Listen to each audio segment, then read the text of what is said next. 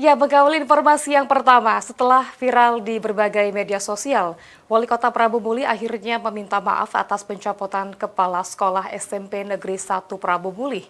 Kini Roni Ardiansyah telah kembali bertugas sebagai Kepala Sekolah SMPN 1 Prabu Muli.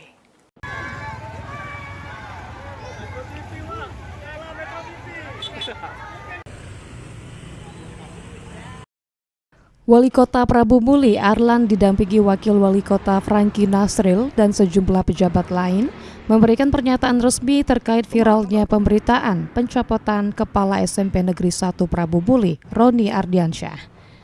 Arlan menegaskan bahwa berita tersebut adalah hoaks dan dirinya belum pernah memutasi Roni Ardiansyah dari jabatannya. Masalah yang terjadi di SMP Negeri 1 Prabu Muli sudah ditindaklanjuti dan guru yang dinilai bermasalah telah dipindahkan. Terkait kabar yang mengaitkan anaknya dengan insiden di sekolah juga ditegaskan sebagai berita hoaks. Assalamualaikum warahmatullahi wabarakatuh.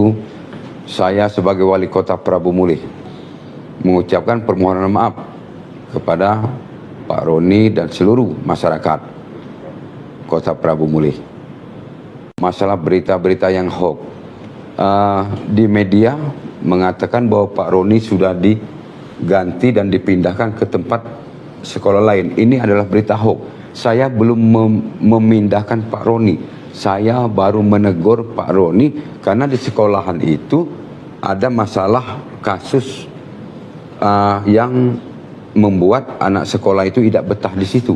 Kasus ini sudah mencuat di media massa. Maka saya sebagai Wali Kota Prabu Muli memanggil Pak Roni, menegur Pak Roni, jangan sampai terjadi lagi, dan yang guru sekolah itu sudah dipindahkan, sudah 1 minggu yang lalu.